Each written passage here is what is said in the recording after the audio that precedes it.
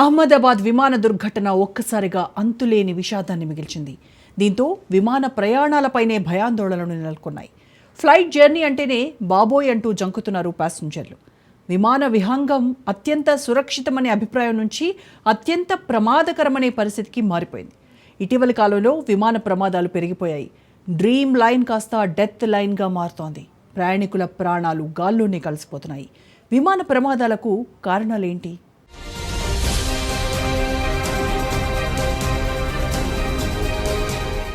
ప్రయాణానికి అత్యంత సురక్షితమైన మార్గంగా భావించే విమానయానం ఒక్కసారి పెను విషాదాలను మిగులుస్తుంది. ప్రపంచవ్యాప్తంగా వరుస విమాన ప్రమాదాలు ప్రయాణికులను భయాందోళనకు గురిచేస్తున్నాయి. ప్రపంచవ్యాప్తంగా వివిధ విమానయాన సంస్థలు ప్రయాణికుల భద్రతకు అధిక ప్రాధాన్యతనిస్తూ ప్రపంచవ్యాప్తంగా తమ సర్వీసుల్ని కొనసాగిస్తున్నాయి. కానీ అప్పుడప్పుడు ప్రమాదాలు చోటు చేసుకుంటున్నాయి. ఎక్కడో ఒక చోట ఎప్పుడో ఒకప్పుడు ప్రమాదం చోటు చేసుకోవడం అనేది సహజమే. కానీ ప్రమాదం మళ్లీ రిపీట్ అవుతుంటే మాత్రం ప్రయాణికుల గుండెల్లో రైళ్లు పరిగెడతాయి. ఇప్పుడు అదే పరిస్థితి నెలకొంది. వరుస విమాన ప్రమాదాలు ప్రయాణికుల్ని తీవ్ర ఆందోళనకు గురిచేస్తున్నాయి. ఒకటి కాదు, రెండు కాదు, వరుస పెట్టి ప్రమాదాలు జరుగుతూనే ఉన్నాయి. తాజాగా గుజరాత్లోని అహ్మదాబాద్లో పెను విమాన ప్రమాదం చోటు చేసుకుంది. 2025 జూన్ 12వ తేదీన అహ్మదాబాద్లోని సర్దార్ వల్లభాయ్ పటేల్ అంతర్జాతీయ విమానాశ్రయం సమీపంలో జరిగిన ఎయిర్ ఇండియా విమాన ప్రమాదం దేశాన్ని దిగ్భ్రాంతికి గురిచేసింది. లండన్కు వెళ్తున్న ఎయిర్ ఇండియా విమానం టేకాఫ్ అయిన కొద్దిసేపటికే కుప్పకూలడం తీవ్ర కలకలం రేపింది. ఈ ప్రమాదంలో దాదాపు 242 మంది ప్రయాణికులు ఉన్నట్లు ప్రాథమిక సమాచారం.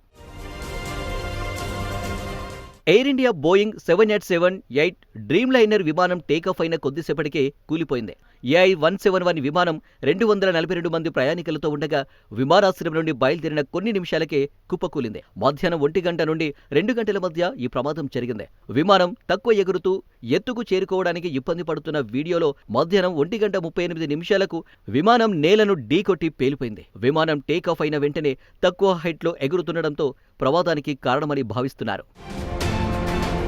ప్రాథమిక సమాచారం ప్రకారం విమానం అకస్మాత్తుగా 825 అడుగుల ఎత్తు నుంచి అకస్మాత్తుగా కిందకు పడిపోయింది. అహ్మదాబాద్ లండన్ ఘాట్విక్కు సేవలందిస్తున్న ఫ్లైట్ AI-171 ప్రమాదానికి గురైందని ఎయిర్ ఇండియా ఒక ప్రకటన విడుదల చేసింది. సైట్ నుండి విజువల్స్ చూస్తే దట్టమైన బూడిద పొగ ఎగిసిపడుతున్నట్లు కనిపించింది. 2 డజన్లకు పైగా అంబులెన్సులు సంఘటన స్థలానికి చేరుకున్నాయి. గాయపడిన అనేక మంది ప్రయాణికులను ఇప్పటికే సమీపంలోని ఆసుపత్రులకు తరలించారు. ప్రమాదం జరిగిన ప్రదేశంలో వైద్య, అగ్నిమాపక బృందాలు పనిచేస్తున్నాయి. అత్యవసర సేవలకు అంతరాయం లేకుండా విమానాశ్రయం చుట్టుపక్కల ప్రమాద ప్రాంతానికి దారితీసే యాక్సెస్ మార్గాలను అధికారులు మూసివేశారు. సంఘటన స్థలం చుట్టూ రద్దీని నియంత్రించడానికి ట్రాఫిక్ మళ్లించారు. కాగా ఈ ప్రమాద ఘటనలో పలువురు 20 మందికి పైగా మెడికో విద్యార్థులు మృతి చెందారు. పలువురు విద్యార్థులు గాయపడ్డారు. భోజనం సమయం కావడంతో మెడికో విద్యార్థులు హాస్టల్లోనే ఉన్నారు. భవనాలకు అంటుకున్న మంటలను అగ్నిమాపక సిబ్బంది ఆర్పివేసింది.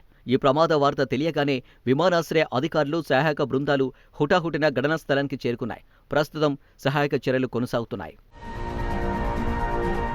దుర్ఘటనపై ఎయిర్ ఇండియా ఒక ప్రకటన విడుదల చేసింది. ప్రమాద సమయంలో విమానంలో 242 మంది ప్రయాణికులు, సిబ్బంది ఉన్నారు. వీరిలో 169 మంది భారతీయ పౌరులు, 53 మంది బ్రిటిష్ పౌరులు, 7 పోర్చుగీస్ జాతీయులు, 1 కెనడియన్ జాతీయుడు ఉన్నారని ఎయిర్ ఇండియా తెలిపింది. గాయపడిన వారిని సమీపంలోని ఆసుపత్రులకు తరలిస్తున్నామని ఎయిర్ ఇండియా తెలిపింది. ఈ ప్రమాదంలో గుజరాత్ మాజీ సీఎం విజయ్ రూపానీ మృతి చెందారు. విజయ్ రూపానీ మృతి చెందినట్లు గుజరాత్ ప్రభుత్వం అధికారికంగా ప్రకటించింది. కాగా భారతదేశంలో అనేక విమాన ప్రమాదాలు జరుగుతున్నాయి. అందులో ప్రధానమైనది 1974 మార్చి 3న ప్యారిస్ ఓర్లే విమానాశ్రయం నుంచి బయలుదేరిన టర్కీ ఎయిర్లైన్స్ విమానం 12,000 అడుగుల ఎత్తులో కార్గో తలుపు ధ్వంసమైన పేలుడు సంభవించింది. ఈ ప్రమాదంలో 346 మంది మరణించారు. 1978 జనవరి 1న జరిగిన ఎయిర్ ఇండియా ప్రమాదం కూడా భారతదేశ చరిత్రలో డెడ్లీ ఫ్లైట్ యాక్సిడెంట్లో ఒకటి. ముంబైలో టేకాఫ్ అయిన ఎయిర్ ఇండియా 855 ఫ్లైట్ ముంబైలోని బాంద్రా సముద్ర తీరంలో కుప్పకూలింది. ఈ ప్రమాదంలో విమానంలో ఉన్న 213 మంది ప్రాణాలు కోల్పోయారు. 1979 మే 25న షికాగో నుంచి బయలుదేరిన అమెరికన్ ఎయిర్లైన్స్ విమానం ఇంజిన్లో లోపం తలెత్తడంతో కుప్పకూలి ముక్కలైపోయింది. ఈ ప్రమాదంలో 273 మంది ప్రాణాలు కోల్పోయారు. ఇక 1980 ఆగస్టు 19న కరాచీ నుంచి జెడ్డాకు వెళ్తున్న సౌదీ విమానం రియాద్లో ఆగిన తరువాత కార్గో విభాగంలో మంటలు చెలరేగి ఊపిరాడక 301 మంది ప్రాణాలు కోల్పోయారు. 1985 జూన్ 23న మాంట్రియాల్ నుంచి ఢిల్లీకి వెళ్తున్న ఎయిర్ ఇండియా విమానం కనిష్కలో ఖలిస్తాన్ ఉగ్రవాదులు బాంబు పెట్టారు. అట్లాంటిక్ మహాసముద్రం పైగా ప్రయాణిస్తున్న సమయంలో బాంబు పేలి 329 మంది మరణించారు.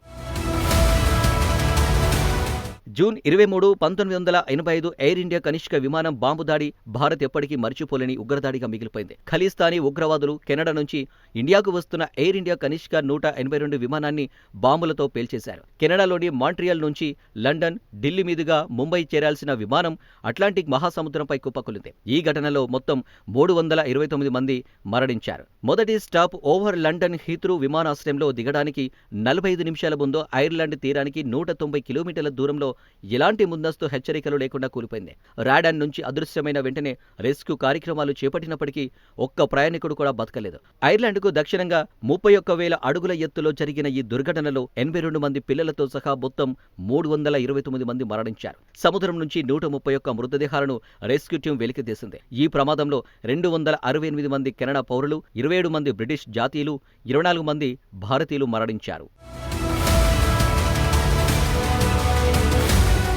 అలాగే సాంకేతిక సమస్యతో ప్రమాదం 1985 ఆగస్టు 12న జపాన్ ఎయిర్లైన్స్ బోయింగ్ 747 టోక్యో నుంచి ఒసాకాకు బయలుదేరిన వెంటనే సాంకేతిక సమస్యలు తలెత్తాయి. హైడ్రాలిక్ వ్యవస్థలు పనిచేయకపోవడంతో తకామగారా పర్వతాల్లో విమానం కుప్పకూలి 520 మంది మరణించారు. 1988 జూలై 3న టెహ్రాన్ నుంచి దుబాయ్కి వెళ్తున్న ఇరాన్ విమానాన్ని అమెరికా యుద్ధ వాహక నౌక పొరపాటున క్షిపణి ప్రయోగించి కూల్చింది. ఈ ప్రమాదంలో 290 మంది మరణించారు. 2003 ఫిబ్రవరి 19న ఇరాన్ రివాల్యూషనరీ గార్డ్స్ దళాలతో ప్రయాణిస్తున్న ఈ విమానం బలమైన గాలుల కారణంగా కర్మెన్ ప్రాంతంలో కుప్పకూలింది. ఈ ఘటనలో 275 మంది దుర్మరణం చెందారు. 1996 నవంబర్ 12న ఇందిరాగాంధీ విమానాశ్రయం నుంచి టేకాఫ్ చేసిన సౌదీ అరేబియా విమానం గజకిస్తాన్ విమానం హర్యానాలోని చర్కి దాద్రి వద్ద 14,000 అడుగుల ఎత్తులో గగనతలంలో ఢీకొనడంతో 349 మంది మరణించారు. 1997 మార్చి 27న స్పెయిన్లోని టెనిరిఫ్ ద్వీపం వద్ద లాస్ రోడస్ విమానాశ్రయంలో 2 బోయింగ్ 747 విమానాలు రన్వేపై ఎదురెదురుగా ఢీకొన్నాయి. ఈ ప్రమాదంలో 583 మంది మరణించారు. ఈ ఘటన విమానయాన చరిత్రలో అత్యంత విషాదకరమైనదిగా నిలిచింది. 2013 నవంబర్ 2న హైదరాబాద్లోని రాజీవ్ గాంధీ అంతర్జాతీయ విమానాశ్రయంలో ఒక విమానం ల్యాండింగ్ సమయంలో ప్రమాదానికి గురైంది. కానీ మరణాలు జరగలేదు. 2015 జనవరి 2న తమిళనాడులోని కోయంబత్తూరులోని సిలివేరిలో ఒక విమానం కూలిపోయింది. 2014 జూలై 17న ఆమ్స్టర్డామ్ నుంచి కౌలాలంపూర్కు వెళ్తున్న విమానం ఉక్రెయిన్ భూభాగంలో రష్యా మద్దతున్న మిలిటెంట్లు ప్రయోగించిన క్షిపణితో కూలిపోయింది. ఈ ఘటనలో 298 మంది మరణించారు. 2023 ఏప్రిల్ 16న అహ్మదాబాద్లో ఎయిర్ ఇండియా విమానం టేకాఫ్ అయిన కొద్దిసేపట్లోనే కూలిపోయింది. మరణాలు మాత్రం లేవు. 2000-2024 మధ్య 26 బోయింగ్ విమాన ప్రమాదాలు జరగ్గా అందులో దాదాపు 10,000 మంది మరణించారు. ఒక్క 2024 ఏడాదిలో 15 విమాన ప్రమాదాలు జరిగాయి. ఈ ప్రమాదాల్లో 318 మంది ప్రాణాలు కోల్పోయారు. 2018 తర్వాత 2024లోనే విమాన ప్రమాదాలు ఎక్కువగా జరిగాయి. విమాన ప్రమాదాల్లో 50% ప్రమాదాలకు ప్రధాన కారణంగా పైలట్లే కారణమని విశ్లేషకులు చెబుతున్నారు. దీనికి పైలట్లు అనుభవిస్తున్న అలసటే కారణమని అంటున్నారు. ఇక 20% ప్రమాదాలకు విమాన సాంకేతిక లోపాలే కారణమని అంటున్నారు. పిడుగులు, తుఫాన్లు, బ్యాడ్ వెదర్ ద్వారా 15%, టెర్రరిజం, మిసైల్స్ దాడుల ద్వారా 5% విమాన ప్రమాదాలు జరుగుతున్నాయి. ఏం చేయాలి? విమాన ప్రమాదాల్ని ఎలా నిలవరించాలి అన్న దానిపై ప్రపంచ విమానయాన రంగం దృష్టి పెట్టింది. ఇప్పటికే తీసుకుంటున్న భద్రతా చర్యలు బేషుగ్గా ఉన్నా ఇంకా ఏదో చేయాలన్న ఆలోచనైతే విమానాల తయారీ సంస్థలను కలుగుతుంది. వివిధ దేశాల్లోని ప్రభుత్వాలు విమాన ప్రయాణికుల భద్రత విషయంలో ఇంకా ఏం చేస్తే బాగుంటుందనే అంతర్మథనంలో మునిగిపోయాయి.